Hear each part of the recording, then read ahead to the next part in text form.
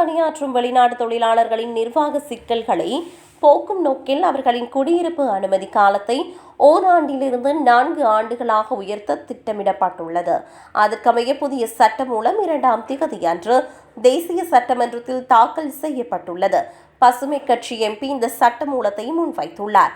சமூகத்திற்கு தேவையான அத்தியாவசிய பணிகளில் ஈடுபட்டுள்ள வெளிநாடு தொழிலாளர்களின் பணி பாதுகாப்பை உறுதிப்படுத்தவும் வேலை வாய்ப்பில் நிலவும் பாரபட்சங்களை ஒழிப்பதுவுமே இதன் முக்கிய நோக்கமாகும்.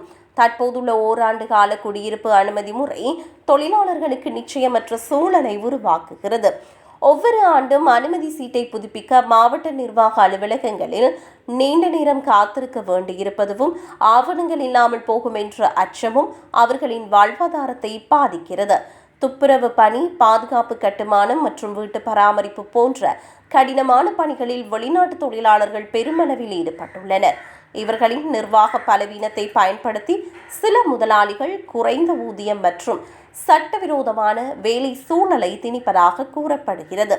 நிர்வாக ரீதியான பாதுகாப்பற்ற சூழல் காரணமாக தொழிலாளர்களால் தங்களது உரிமைக்காக குரல் கொடுக்கவோ அல்லது சிறந்த பணி சூழலை கோரவோ முடிவதில்லை.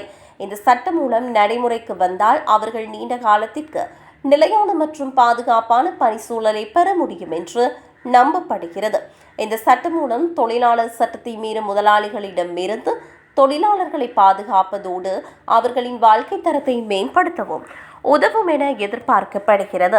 இது தொடர்பான விவாதங்கள் விரைவில் சட்டமன்றத்தில் தொடங்கும் என்று எதிர்பார்க்கப்படுகிறது.